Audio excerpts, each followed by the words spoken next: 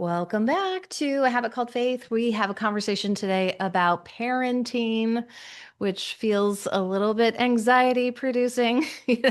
Nothing can make you feel more anxious than conversations about parenting sometimes. Um, I am here to talk to Marissa, Franks, Burt, Kelsey Kramer, McGinnis to talk about their recent book published in the fall of 2025, The Myth of Good Christian Parenting, How False Promises Betrayed a Generation of Evangelical Families. So I'll read your bios and then we'll jump right in. Marissa Franks Burt is a novelist, editor, teacher, and podcast co-host. She lives in Washington State with her husband and 6 children. Welcome, Marissa. Thank you. Very good. And Kelsey Kramer McGinnis is a musicologist, educator, and correspondent for Christianity Today. She holds a PhD from the University of Iowa and still lives in Iowa with her husband and 3 children. Welcome, Kelsey. Thanks for having us. It's fun to be here. Yeah. Kelsey and we met in Pittsburgh, right? In Yes. September. So that was right before the book came out. Yes, it was right before the book came out. That's right. That feels like so long ago now. Doesn't it? Yeah. Well, Yeah. before we started recording, I said, yeah, this is very typical for me that, a great book will come out and release and there will be all the buzz and I won't read it until, past the buzz. But it's kind of fun. Hopefully maybe for you to just keep having some conversations and not feel like you're having 8 conversations a week, maybe. Right. That's great. Yes, they have become more spaced out. And I feel like even like the distance from book release, you just find yourself thinking through things differently and learning through things and hearing from people from different responses. So it is fun to have these conversations a little bit farther out, actually, I have to say. Very fun. Have you, well, it's maybe been a little bit too early, but do you think you'll reread the book? And maybe, in a couple of years. I've never really done that. I've kind of had a rule against doing that, but I'm wondering if you have convictions about doing that or not doing that. Oh, Marissa, you've written more than that. Do you go back and read your books? I feel like I should, because I've written novels and it's been over 10 years. And I wonder what it would be like to read it now, if it would feel kind of like I'm reading a book. I don't know what will happen. I don't know, but I haven't. I mean, you just kind of, I think you move forward and especially I imagine with nonfiction, hopefully there's growth and change in your ideas. So I think it probably would be hard to revisit without becoming overly self-critical. So I don't know if I'll be doing that or not. I guess we'll see. Yeah. That's sort of been my tact as well. Well, tell me a little bit about your families and your children and what their ages are. Maybe Kelsey, you want to start? Yeah, sure. So I have a 4-year-old, a 6-year-old, and an 8-year-old. 2 girls with a boy in the middle. The boy is in kindergarten. I have a 2nd grader, and then one who's still home with me most of the time and goes to preschool. So, still very much in the young years of parenting. I feel like we sort of emerged from having toddlers in the past, year, the like switch from having 3 to 4 and close to 5. Every stage feels like it just, everything is happening on a different level when there's like less of the immediate need. So anyway, but I still would say it still feels like we're in the years of raising young kids, which I loved. I was not someone who aspired to be a mother. It was not something that I like looked forward to as an important part of my identity when I was younger, and have been just continually pleasantly surprised by how much I love parenting and being with my kids, which sounds terrible, but like when I'm so surprised how much I like them.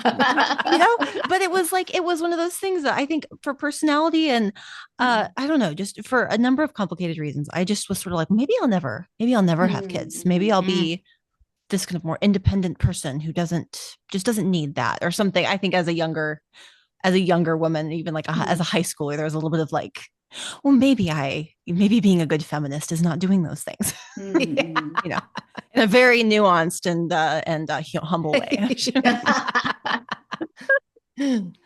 Lovely. Yeah. So where are you finding it difficult to find this quiet spot right now to record this podcast? It's funny you should ask. I'm at my parents' house. Oh, amazing. Okay. I asked them, can I come over? Because my husband is home with our 3 kids at spring break. So they're home. And I didn't want to have to worry about keeping the house quiet, because even if they're not doing anything too unruly, sound travels. So I am at my parents' lovely house, which is 10 minutes away from ours, and which has made all kinds of things possible for us. So yes. Wonderful. Well, I love that. Marissa, tell me a little bit about your family and the ages of your yes. kids. So my eldest is away at college and my youngest is about to turn 6. So I've kind of got the whole spread there. Yes. And we had a little cluster of 3 close together who are all kind of young adults, and then a little cluster of 3 to kind of like round 2 who are elementary aged. 5 sons and 1 daughter. And so wonderful. I feel like I've been in the young parenting stage for coming up on 20 years now, but I love it. And it's very fun to have the young adult stage as well. And they're a great, wonderful set of people. And it is just delightful to see. I mean, I think one of the lovely things about parenting older children is you get to see them launch and try new things and kind of begin to chart their own path. And that can be unsettling. And it's also just very cool. Very cool to relate to them more as peers. And it's been a delight. So I live out in the Seattle area in Western Washington, and I am in this very empty office. We just moved. So this is where I'm at. I may be interrupted. We will see how it goes. I'll just shut off my video and mute my mic. You just moved, like last week, moved into a new house. Oh boy. Oh my goodness. We're actually in this like transition space. I don't know where it's at, where you guys are, but where we are, the housing market's just insane. So we had to like move out somewhere temporarily, get the house ready, blah, blah, blah. So it's going to be this multi-stage process, but we're over the hurdle of it. So anyway, I am a little bit of echoey in here. A little bit of sparse surroundings, but glad to be here. It's always kind of fun to like get that behind the scenes of a podcast conversation, and just be reminded, especially as we're talking about parenting, like we're all living very human lives here. I was just curious about, I guess, Marissa, I thought your kids might've been younger, but did you have, regardless of the age of your kids, did you have any trepidation about writing a book on parenting? And if so, talk to me about that. Yeah. I felt like when we first started writing this book, I felt like I qualified every conversation with, but it's not going to be about how to parent. It's not going to be a parenting book. I'm not interested in giving parenting advice. I don't feel like I have any advice to give. So yes, absolutely. Because so many of the books that we read, one of our criticisms of them is that sometimes they're written by people who are giving incredibly confident, sometimes strident parenting advice when they have like an infant and a toddler. Right. Which, not that someone who has an infant and a toddler can't be wise or have some good ideas, but when you're making some pretty sweeping claims about, what parents shouldn't be doing, and, telling all of these anecdotes about parents you see out in public doing things with their kids and how could, this is the reason why society is crumbling, the tone of it is first, pretty bold for someone who's, their oldest is 2. So yes, absolutely. To answer your question. And I think that very much shaped the scope of what this book ended up being. And the care we tried to take in not offering too much in the way of prescriptive advice for people. Marissa, what would you add? Yeah, absolutely. I think we were careful to try and take an observational tone, something that was more descriptive. We were trying to look at primary sources and kind of report on people's experiences as we heard that. I mean, of course, we both are mothers, and so that we bring that lens to this work. But we were super uninterested in now positioning ourselves to give parenting advice. I mean, a big thread throughout the book is this acknowledgement that one size fits all parenting advice is a myth, no matter how many biblical labels we put on it. And so we weren't interested in doing that, both because we didn't feel equipped to do that. And also, I mean, I feel keen to protect my family's privacy. It's interesting how even in engaging some of these conversations online, a lot of times the pushback will be, well, how many kids do you have? Like, how old are your kids? As though children become this kind of, I don't know, they become kind of dehumanized in that, this kind of credential. And I think it's unhelpful. As Kelsey said, like balancing that idea of like, yes, maybe we need the wisdom that says life experience does matter here. We want to hear from older people who've kind of gone the whole course. And also to not exclude people that don't have children, have wisdom to offer, and often can bring the perspective of an adult child in a way that parents maybe can't see as clearly because they're so in the thick of it. So anyway, a lot of feelings about that. And so I think defining the scope was helpful for us, and also being willing to be uncomfortable with that was important for me. Like, I still feel discomfort with that in a number of ways, but kind of a piece of being willing to tackle this project. It's so interesting how I think a lot of women writers are sort of sometimes kind of pushed into writing about their families, as if that's the thing that's almost like the purview of their expertise, right? And I think, we saw that in like the early blogging culture where, people were kind of, transcribing what it was like in their days. And I guess, that's sort of like my early experience as a writer. And I'm not so much in Instagram, like momfluencer culture and that kind of stuff. But it's always something that I've felt a little bit hesitant about, like, I mean, I parent, but I don't know if that makes me an expert on parenting. And sometimes it feels like the longer I've parented, the less I think I know. You kind of make that pledge when you're an early parent that you're going to do everything right. And you're pretty confident that that's going to be possible. And then you actually get into it and you're like, I know nothing. Right. But I was just curious about your hesitations just about writing about parenting in general. I thought it was interesting. You almost named the book Lies Christian Parents Believe. You ended up naming it The Myth of Good Christian Parenting. But just to sort of riff on that first title, what are the lies that Christian parents, and especially like this generation of evangelical parents, what are the lies they believed? Yeah, Marissa, I'll let you go on that one because I think that title was your originally creation. Trying to look for a hook that would kind of resonate.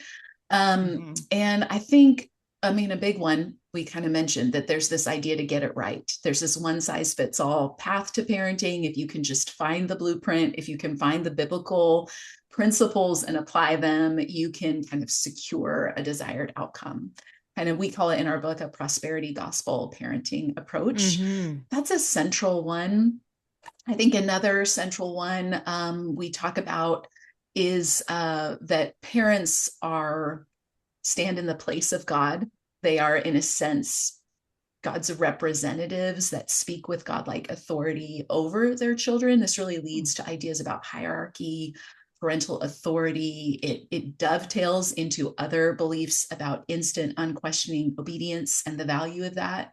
And I do like that we landed on the language of mythology ultimately for the title, because I think it helps capture some of the aspirational element behind these myths or lies that kind of shows maybe why people are drawn to them. It's understandable why people are drawn to them, why it's so enticing to hear a promise that you can get it right, that if you just establish parental authority and secure instant unquestioning obedience, you can protect your children, that they can live godly lives, that they can be good Christians themselves, whatever it may be. And then I would say a third big one is that the measure of the goodness of a parenting approach is parental intent.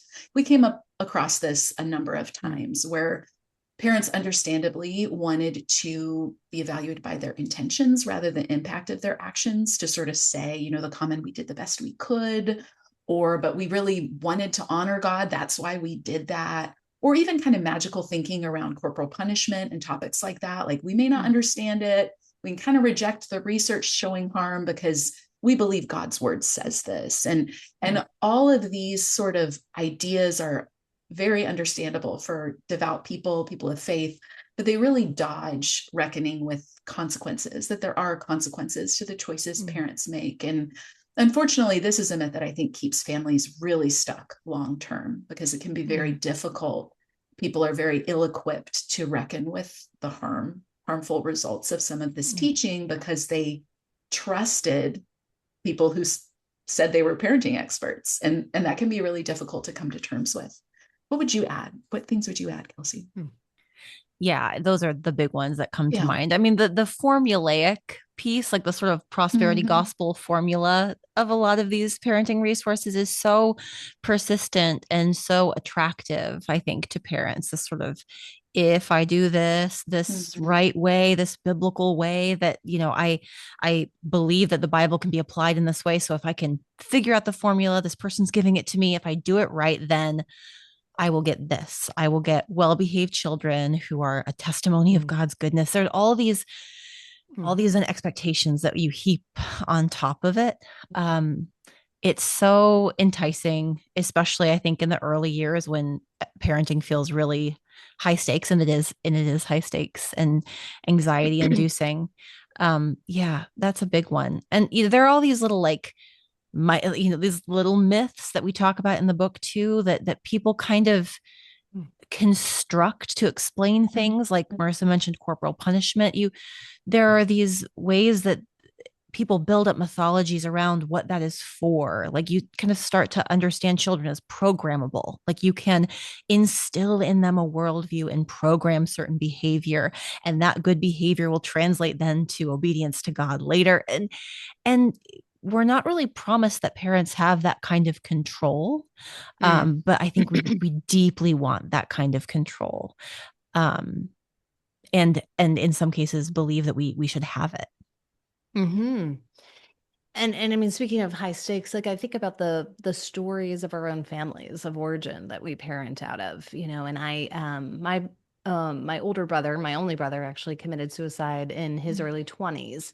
And like we had very permissive parents. So I was a person who, you know, was parenting out of that story too. That permissiveness was a kind of neglect, and it could cause a lot of harm when you didn't have appropriate boundaries in which to kind of like discover a safety and kind of a clarity too about, you know, what the world is like and what it will mean if you do these things and don't do these things. So it just makes parenting really complicated. And one of the things I was thinking about, because it was just, I was, of course, you know, I started parenting. My oldest daughter was born in 2001. So this is baby wise for sure. That was not, I'm thankful, like a big curriculum at our church or anything, but I definitely had friends who were reading that and following that, you know, shepherding a child's heart. I feel like Dobson was a little bit more actually even of our parents. But you know, I read those books, a few of them.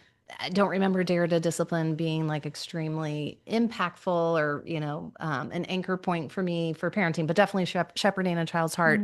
Um, but I was just thinking about what it was like to be parenting in that time period and the ways in which it was even possible for there to be such a consensus in kind of the advice.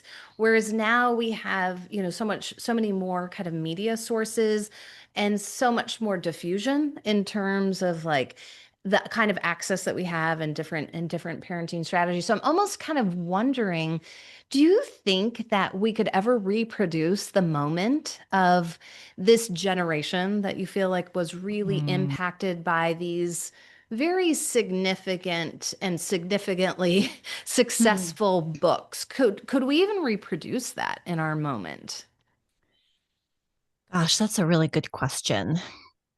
Because that political moment that gave us James Dobson and Dare to Discipline is so specific, not just socially, but politically. It's also what gave us like the religious right and a whole political movement that I think just really defined American evangelicalism and American conservative politics for 30, 40 years.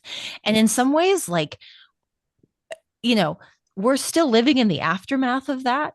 And it is true. Now we live in this far more fragmented media landscape. Like James Dobson, he produced TV specials that were aired on broadcast TV, right? Yes. Billy Right. Graham was able, before him, was able to reach so many people because of the centralization of mass communication and mass media. Yes. We are not in that world anymore. And so I do think it is true that there is not a mechanism for someone to appear as such the voice of a moment as he did, because he was answering this widespread and understandable parental panic of the late 1960s. Like, people were alarmed, and there was just rapid social change, and parents were looking around like terrified. Are our kids all going to become delinquents and druggies and protesters and anti-authoritarian, activists?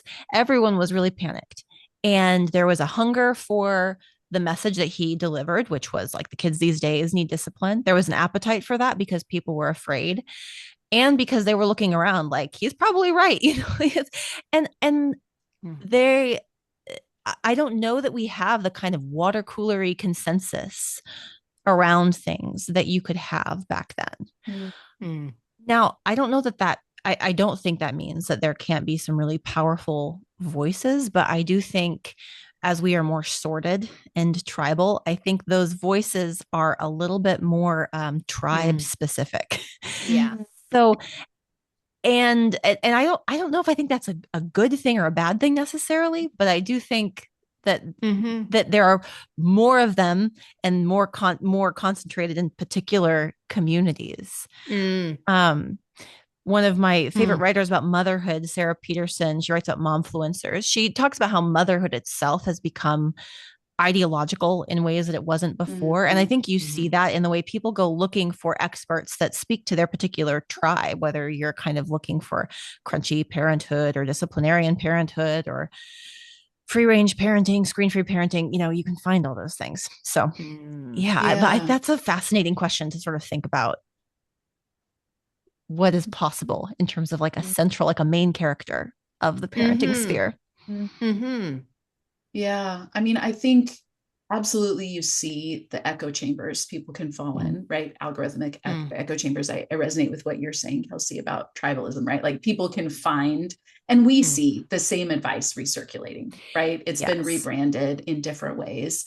I think a key distinction is, there are alternatives available. I think the hopeful piece of this is there are other voices. When we talk to people, who are parenting in the 70s, so maybe who are grandparent age, boomer generation, in the Christian world, they would be handed a Dobson book. Like, there were a few voices maybe offering alternative approaches, but not easily accessible. And even still, through the Gary and Anne-Marie Ezzo years, the Shepherding a Child's Heart years, it was just difficult because of the way Christian publishing developed as well, and platformed these different leaders and conferences and homeschooling subculture. All of this really built media empires, ministry empires for people that I think are difficult. It's difficult to replicate, but is why I'm so frustrated. I don't know what the right word is, like troubled to see these ideas recirculate, because it's not theoretical anymore. And there are good alternatives offering different paths.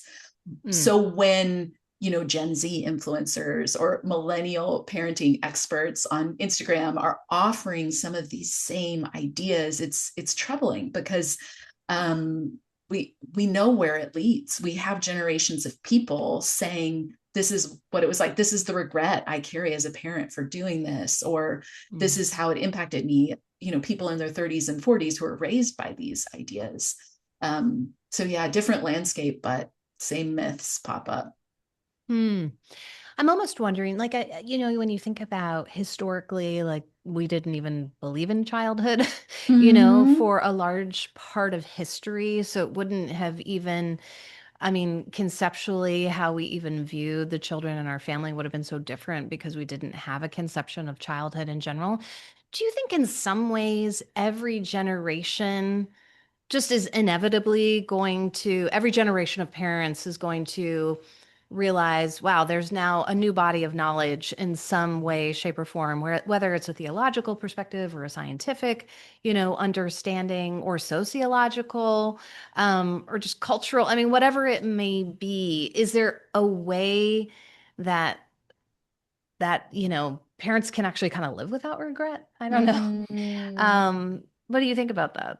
That's another good question. I mean, I think always parenting trends tend to be reactionary, right? Yeah. Often, and the next generation is maybe reacting to something. You can kind of see things swing back and forth. You can also see ideas about the mythic past resurface, like going all the way back to ancient Rome. You can see generations being like, if we could only get back to the way people used to parent, we could get right. back to enslaving people. Exactly, right? Like there's always some idea that, and maybe it's the human desire for perfection, or maybe it is just how weighty this is for many people, that it can be so difficult to reckon with the fact that we are going to make mistakes that hurt the people most dear to us. But I think for the Christian subculture, a great deal depends on the posture of openness to kind of like all truth being God's truth. Like if there's a curious posture, I think parents can be excited about learning or growing or building their skill set, and it's maybe not as overwhelming to think, oh, I did that wrong, I'm going to change course here. But I think, again, this biblical blueprint idea can really keep some Christian parents stuck, because there's kind of this myth of timelessness to it that stops the thinking that would allow them. And as a result, then the stakes are so high down the road, because it requires almost faith deconstruction to reconsider your parenting philosophy, right? Instead of saying, well, maybe I wish I would have sleep trained. Gary Ezzo has made this like almost a salvation issue in the 90s that then it really can be unmooring. So we heard a lot of people describing how this impacted their spiritual formation, their faith formation, their understanding of God, many layers added to it. Yeah. And it, you draw the connection between this literature and nouthetic. Is that what it's called? Biblical counseling. I was also just wondering, so a certain way in which we approach the Bible as this instruction manual, and we can just kind of tease out these principles and apply them uniformly and, get the right results. But I also wonder if that's just kind of just simply the way we've lost a kind of sense of what a wisdom tradition is, where we're captured by knowledge and by expertise, and we're less comfortable with a conception of wisdom that takes practice, that takes learning, that takes growing, that takes failing, that takes a community of input, and that you could never have wisdom all at once. I think if there was one thing that I wished I had known as a young mom, is that this would be a journey of wisdom, growing in wisdom. And the nature of wisdom is that you don't have it all at once. But I think we've lost a conception of the distinctions between, wisdom and knowledge. And I wonder if you can just kind of speak to that, like this kind of appetite for expertise. Marissa, or Kelsey, do you want to take that on? Yeah, I mean, I would love for Marissa to speak on this too, because I love the way you talk about what the Proverbs are for. Because the Proverbs are these like so abused in these resources as these sort of like little magic pill of scripture to pop on the top of some advice. And I think you're right. There is this attraction to expertise. I think in our current moment, we are a self-help obsessed culture. We look for it from influencers. We've looked for it from books for a long time. And the version of self-help that we tend to like is just tell me what to do to optimize this part of my life. And sometimes I compare these parenting books to like, really bad like pickup books or dating books, right? Like it's almost like a way of gamifying relationships. It is. Where like you get these scripts of how to deal with kids. And sometimes that is helpful. Like I'm not that far removed from parenting toddlers. Sometimes I'm like, okay, what is probably going to be more helpful to say or do in this situation? I understand wanting that kind of help. But at some point, relying only on that kind of thing is a shortcut around connection with a particular child in a particular moment, right? Like I am an individual. My child is an individual. We are not every other parent and child. And a lot of these Christian parenting books kind of encourage parents to jump over that, because that lets in these touchy-feely, squishy things that aren't perfectible or optimizable, like connection and empathy and emotions and compassion. And if we let that in, the moms aren't going to discipline adequately. And that's like the biggest threat facing us all. So I don't know, Marissa, I want you to talk about the wisdom of Proverbs. I will. So many things. I think you're absolutely right about self-help culture though, and life hacking, right? Like we crave this. Many thoughts there. And I think a piece of it is we view faith or development as linear.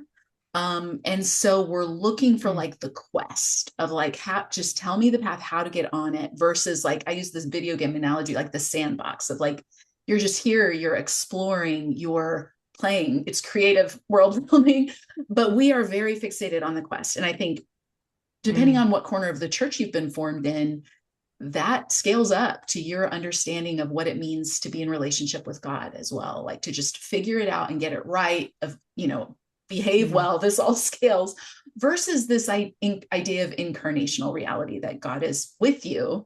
And there's less of a plan A, do you get it right? And more of a, yes, learn through experience, cultivate wisdom. Yeah. So I think all of that, the Proverbs, what Kelsey was mentioning, because obviously the rod Proverbs come up all the time.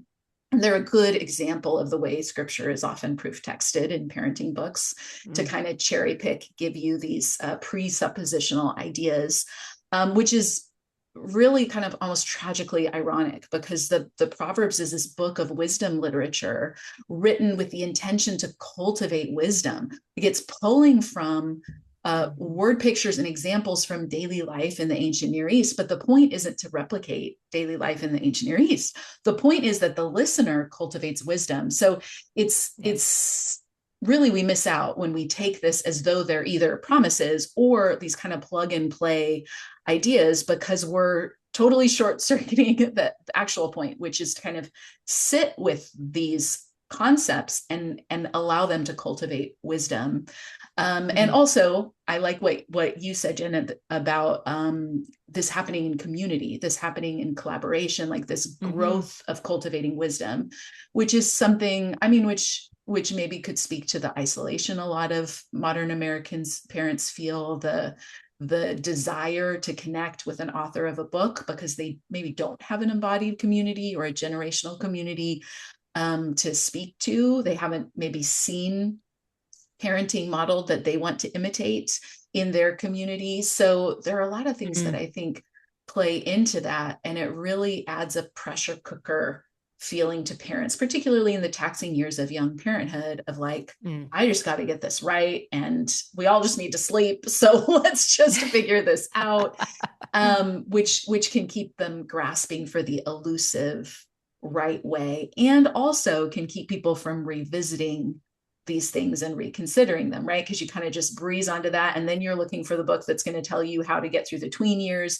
and the teen years. And unfortunately, it really robs families of those moments, as uncomfortable they are, that, as you said, Kelsey, allow for you to learn the individual child that's been entrusted to your care for a short time, or to learn something about yourself and your own personality as a parent, and to kind of try and experiment with different things and move on if it's not working, or find things that are working, working what I mean, that, you know what I mean? Not like achieve a certain result, but that work well in your family, that take into account all the different people. So yeah, that's a really good point.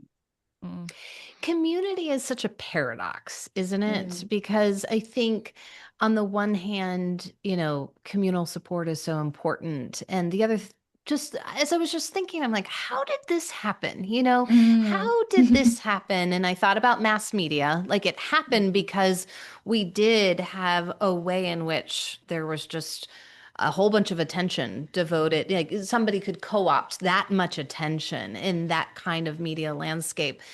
But it's also, and then I thought about, obviously the appetite for expertise. But then I'm like, it's also that we're just so isolated and we don't have intergenerational relationships anymore.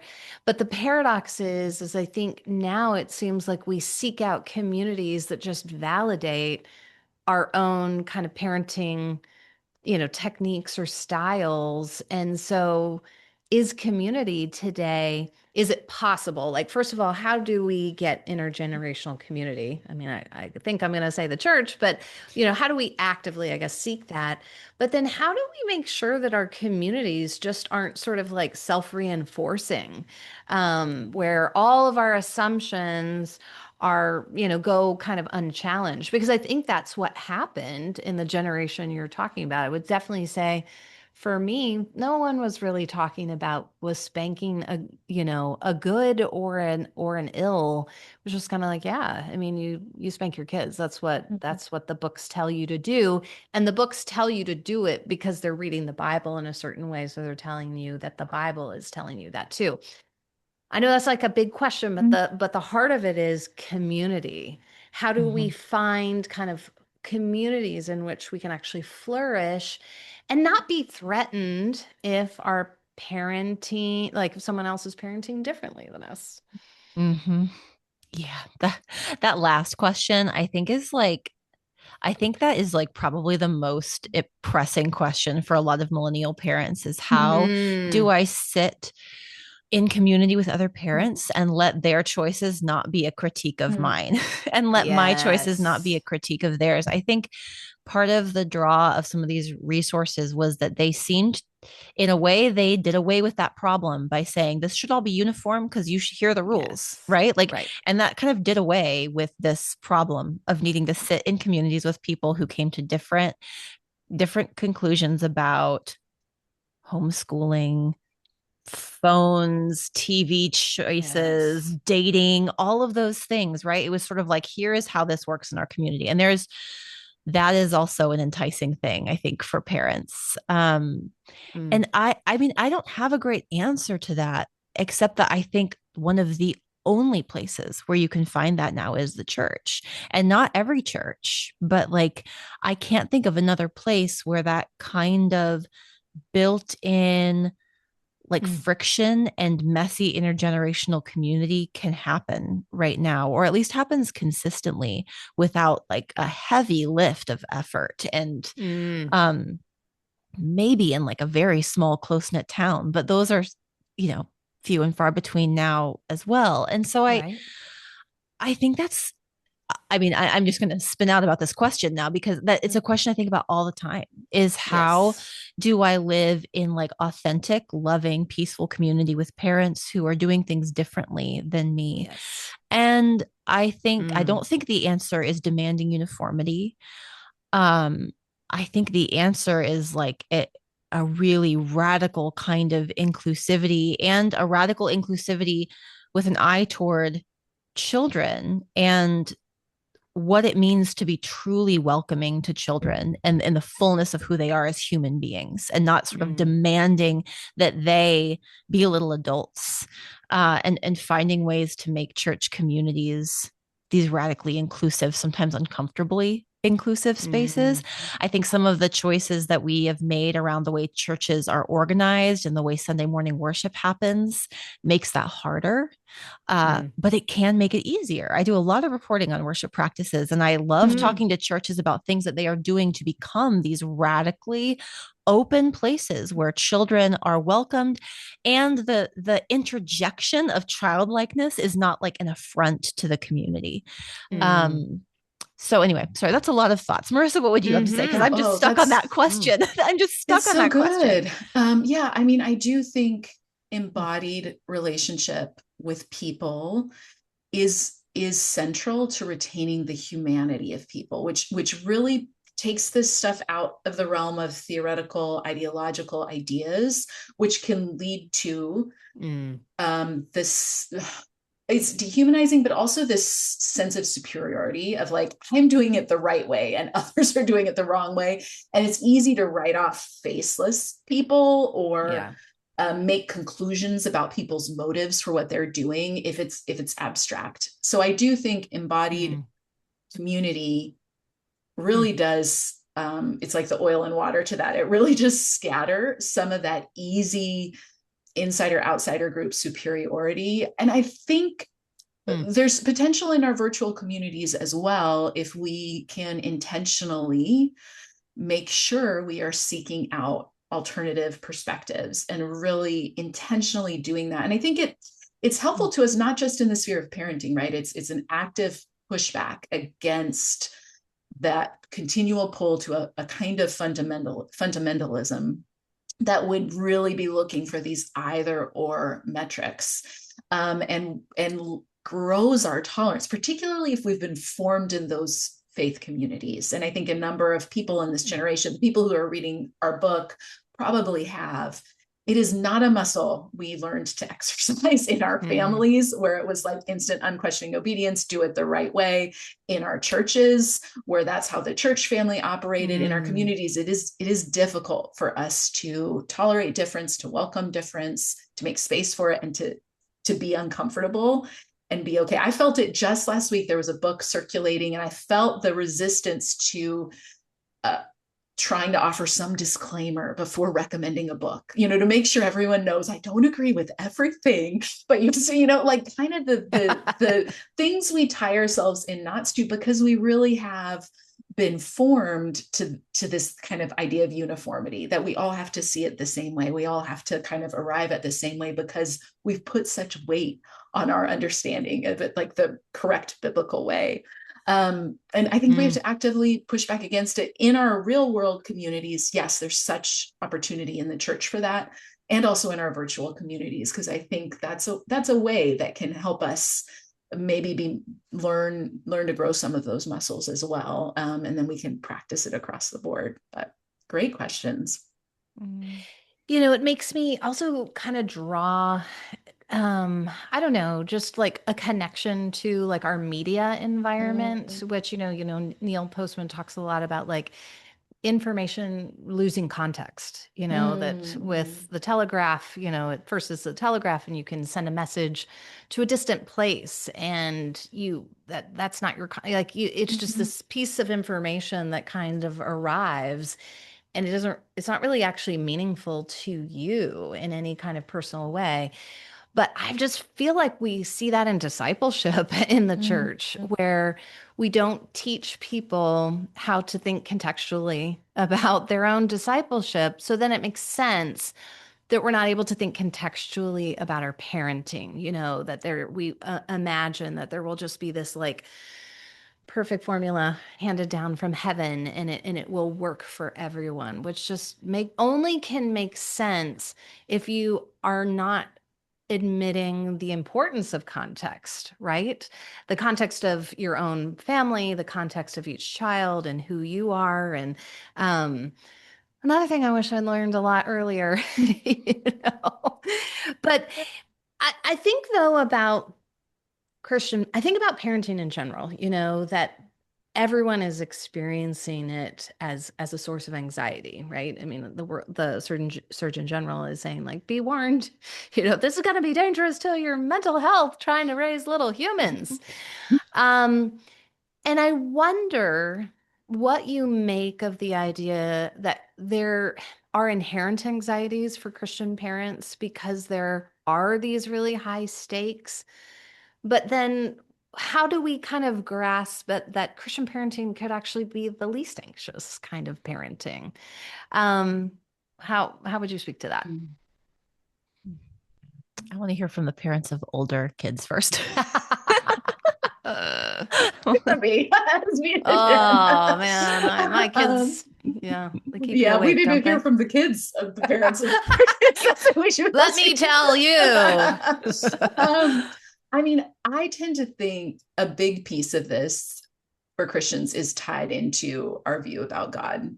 And we push back against Christian parenting resources that try and, capture ideas about God as a parent and then replicate that. So I want to be careful not to do that. But I do think there's very much a sense in which we operate as though all the pressure we feel, all this, the stakes we feel have to do with a deity that is primarily concerned with us getting it right and pretty quick to punish if we don't, or at least to allow things, to permit things to go wrong. And I think whether we articulate it or not, we do operate out of that, which adds to the anxiety with these eternal stakes. In some communities, the idea that like your primary goal needs to be to get like a faith commitment in as early as possible because salvation is at stake, right? In communities that maybe don't hold to infant baptism, that's a very real pressure parents are operating under. Yes. And then I think others are, especially if they've bought into these myths, they go through the teen years, they see young adult children exercising agency and autonomy, charting their own path. And that can feel like a failure because they have believed that if they got it right, they could control that outcome. And gosh, if I could speak to younger me or any number of parents to just free us up from that, like that is a omnipotence that is not given to any human being. Yes. That is an omnicompetence or omnipotence. And as Christians, the trust we have in the Lord that would say, these children are entrusted to our care for a short time, but they belong to him. He knows them. He loves them. We say we believe he knit them together, that he is intimately acquainted with them, that he desires them. Like that, in theory, should free Christian parents up to sort of say, look, they will have their own relationship with the Lord, however that looks. That is the human story for everyone. Everyone has that encounter and that freedom to choose. But that can be really hard to live into. It's a lot easier to say that, I think, than to live into it. Just trust the Lord. Right? It can feel so like loosey-goosey. And also, I think if you've parented long enough, you come to have those moments of like, where is your faith? Are you going to trust the Lord or not? Whether it's medical crisis, whether it's whatever it is, where you're just like, yep, the limits of my power only go so far. So I can be honest about that and let go. But again, that let go can feel like free fall. For a lot of people, it can feel really scary because if you have not been formed in a catechesis into the goodness of God, that can just feel terrifying. Because you can think of everything that could go wrong. So I think the invitation to trust or to let go only becomes freeing if there's an invitation to come to know the goodness of God and trust that. But yeah, it's a tough one, and it's such a personal one, I think, for so many people too. Kelsey, what would you say? What would you say? I affirm all of that and think that's yes, that's all of that. I also think that one thing that Christian parents can find some peace in is that their children are human and full humans with their own interior lives. I think one of my biggest gripes with shepherding a child's heart is that it really treats a child's inner life as if it belongs to a parent, and it is interpreted by a parent, and the parent has the kind of final say on what a child's intent is and whether something sinful is going on there. I find a lot of peace in the idea that God is present to my kids. And I may not have access to the ways that God is present to my kids. I hope that I can see them, and I hope that I can be a helper in that way, but I am not. God doesn't have to come through me to get to my children. I know that I have influence, and I know that part of my calling and vocation as a parent is to teach them and to help them and to hopefully learn to recognize God's voice. But they are capable of it apart from me. I think being married to someone who came to faith as a young teenager to two parents who were not people of faith has really opened my eyes to how God is so present to and so good to hurting children who are searching for him, who are searching for truth and are hungry for love. Like my husband encountered God in a time when he was suffering in his family.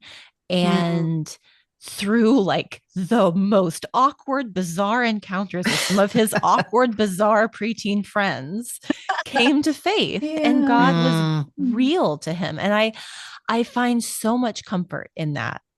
And I think that I hope that for other parents too. That's not as a license to be like, just, do what you're going to do and God will find them. That's not what I'm saying. But there is so much more than I can do. I have less control than I'm going to want. I have profound influence, but I don't get to see the plot. Like I don't get to see it.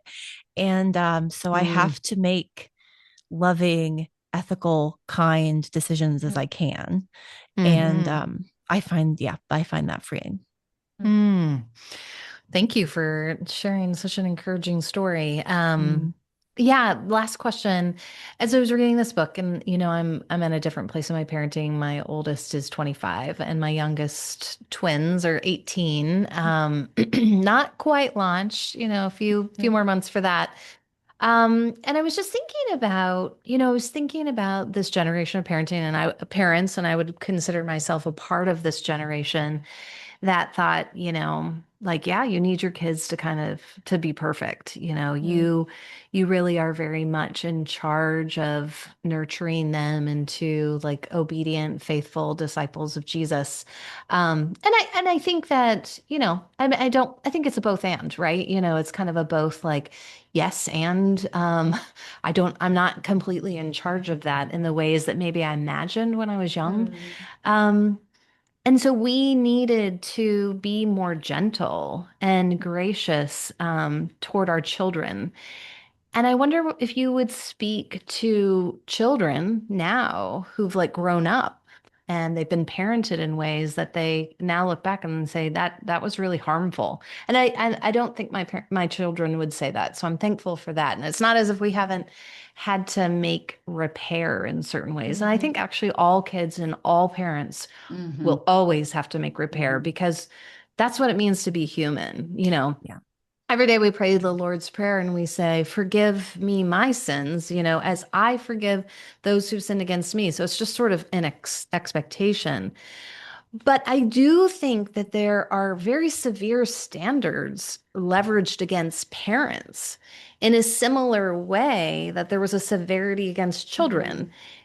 How do you see that?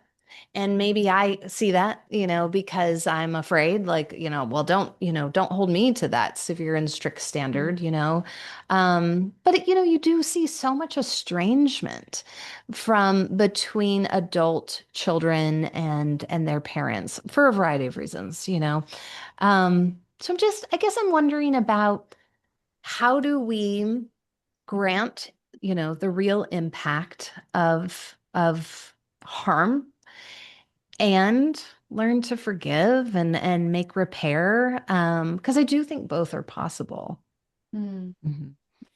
Yeah, I definitely think both are possible.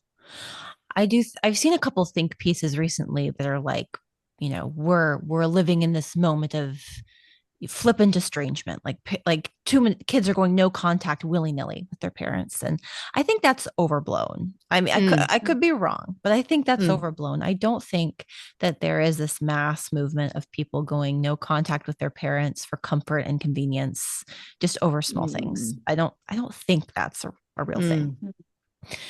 But I do think we spoke with parents for our book who feel deep regret.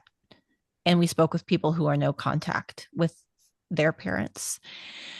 And you start to see some through lines in those conversations, right? Like parents who aren't willing to consider that they were wrong.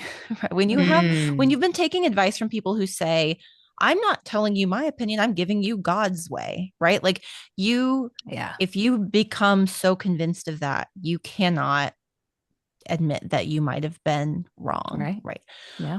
So I think this is like, it's absolutely a both and this is why you see such a range of reactions within families and a range of family health. People will say, well, I was spanked and I we were fine. Like we followed all of these in my family. I'm so close with my parents. I love my parents. And I, first of all, there's a million variables that have to do with that. But I think in the cases where there is true health in those, there's a ton of love and connection that has mitigated the bad things that happened. And I would guess some genuine connection between parent and child. And that's hard when there's been harm. But I think when we're dealing with parents who are not willing to acknowledge the harm, that's where that estrangement is really hard to overcome. And the kids end up saying, I can't be in authentic community with someone who cannot see or admit that they hurt me. Even if I'm extending the olive branch and saying, I understand what you thought you were doing, but you were wrong and it hurt me. If a parent isn't willing to admit that. And so I think the posture of humility, especially from parents, I think like on both parts, but I think as parents, that's like hopefully growing in wisdom means that we have grown in wisdom, meaning that we can acknowledge our own capacity for self-delusion and for making mistakes. I don't know, Marissa, what would you add?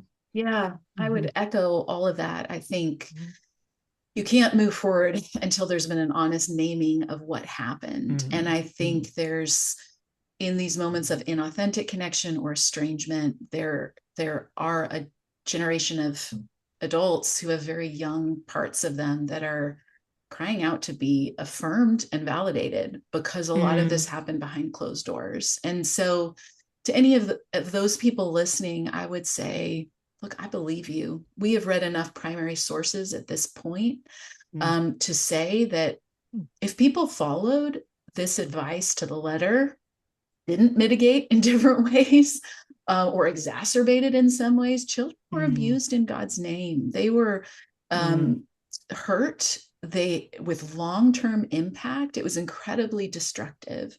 And I think given the faith community's high value on honoring parents, that can be a hard thing for us as collectively as Christians to name and lament, but we need it. Otherwise, we're still reenacting these scripts where we say your parent acts as God, they spank you when you're wrong and you need to hug them afterwards, right? These are baked into the scripts, and we're kind of doing that large scale if we're like, how dare you talk back, children? And you're not saying this, I know, but if like culturally we're sort of saying like, no, we don't want to hear, we want to see the children and not hear them. We don't want to hear from them how this hurt. And I think another piece is that it makes me really angry when I think about it. These practices robbed families of connection that could have been theirs, day in, day out, practicing of relational skills that are so needed for a moment of disrepair. But because of this all or nothing thinking, these high stakes, it left the parents operating this way. They learned to coerce compliance. That is what they practice day in and day out. So down the road, when their young adult children is even saying a narrative that doesn't ring true to the parent, that's not their experience. They saw cheerful obedience. What is this 30-year-old talking about? Like, what do you mean? To even be able to hear a dissenting opinion is something they're not accustomed to if they've practiced instant obedience, especially not from their child. So it really leaves families stuck. And on the young person's, the young adult or the adult child end, they too have not had practice in that kind of messy, just uncomfortable feeling, tolerance we were talking about earlier of somebody else doing it wrong or getting it wrong. And so it can almost be a knee-jerk either or there, like, I just got to cut this person out. And the skill set for how to navigate that, to how to acknowledge that a parent might have been victim and victimizer in this, that a parent might have been accountable, but they might have done the best they could. And the best that they could have still been really harmful. Like, we're just not very good at trying to hold all those nuances if we've been raised in really either or thinking, right way, biblical way thinking. And so it requires a lot of work and time. And again, that immediacy where we're like, this painful moment when will it be fixed, rather than like, gosh, this dynamic was 20, 30 years in the making. Yeah. It might take some time for people to experience personal growth and relational growth and learn how to do it. And we did hear from some people who were able to navigate that, and it was really hopeful. Like Kelsey said, a lot of it depended on a parent's ability to humble themselves and listen and do some work on reclaiming some of those skills they never learned. And then we heard from people that it just was impossible to overcome. And that is something to honor, I think, and feel loss or grief about, but to just recognize that there just are consequences for parenting this way. And sometimes that is an irreparable relationship. Like you can't regain the connection lost over 20 years. In the same way, you could build something new, but you don't get those years back. And that's something I wish, hopefully not with heavy-handed, but current parents could hear, that the receipt does come due down the road. Like in the moment, you may be operating in these biblical parenting ways and feel like you are getting instant compliance, and that's great, and it's all working out. But parenting is such a long game. And still goes on. So yeah, there's a lot of pain. And it's why in our subtitle, I think the language of betrayal, it really resonated for me, at least, because it's parents and children alike. Everybody's betrayed by these myths, and are kind of left picking up the pieces. And that's something these couple generations in particular have uniquely experienced. And I think we're still on the front end of hearing about it from a lot of people, honestly. Interesting. That's an interesting comment. I know I said that was the last question, but just as a sort of follow-up, the spectrum that exists, in some of this literature, like, I mean, I don't know, I kind of would put the pearls, which thank God I didn't know anybody who was taking that advice up. Is that kind of like the very far sort of extreme? And then would you put, I don't know, do you feel that the majority of the generation that you're sort of identifying, were they influenced by those extreme voices? Or were they more kind of tapping into, I don't know, the TED trips? Or is it really difficult to say? It's pretty difficult to parse out, because all of this happened behind closed doors. And even if a TED trip feels more moderate, he's giving the tools that map with the pearls, right? Because you're giving people this ingredient of parents act as godlike authority, expect instant compliance, rituals and liturgies of spanking when that doesn't work, that these are all essential ingredients. So there's really no cap to that. So if it's not working in the moment behind closed doors, parents who really believe those stakes and only have corporal punishment as their tool will escalate. So I think, yes, Michael Pearl is kind of saying the quiet part out loud and unabashedly, or people like Doug Wilson are. And Doug Wilson, I'd say, is very popular in homeschooling circles. And he is very aligned with what a Michael Pearl would say as far as parenting philosophy. But the TED Trip version is softer, but those ingredients are still there. So again, a lot of it is depending on how parents are mitigating. A parent could read the same book, and one parent could end up rarely spanking, and someone else could be having these daily spanking sessions, and have read the same material. Which is why I think it's super important that these resources never die either. Like Ted Tripp's book still circulates. It was written in 94, I think, and it's still really popular. I think it's really important that older parents who did use it, I really appreciate it when they are courageous enough to say, look, I did that and I regret it, and here's why. I think younger generations need to hear that. And I think it's really important that Christians are calling it out too and saying, no, we reject this, so that can really equip current generations of families to set it aside or think critically about it in ways that maybe weren't as available to previous generations. Yeah, I'm thankful there was a book that I read It was probably written in the 80s. It's not a Mm. popular parenting book. But I want to say it was called Children Are Wet Cement. And she said, Mm. here is, this is the parenting advice that has stuck with me the longest and I think been the most Mm. reliable. Um, Become who you should be. Stay close enough to your kids so they catch it. Mm. I think that's just so That's beautiful. interesting. It's like relationship and your Mm. own personal formation, growing. If you grow in wisdom, Mm. that's going to help you become Mm-hmm. a better parent. And yeah, so I offer that as an Mm. older parent because I feel like that's been pretty reliable for Mm. me. And I felt like there was one other thing I wanted to say, but I don't remember. Yeah, so the book is The Myth of Good Christian Parenting: How False Promises Betrayed a Generation of Evangelical Families. Thanks, Marissa and Kelsey, for being willing to chat with me today. Thanks so much for having us. This was Yeah, really fun. it was a delight. Thank you.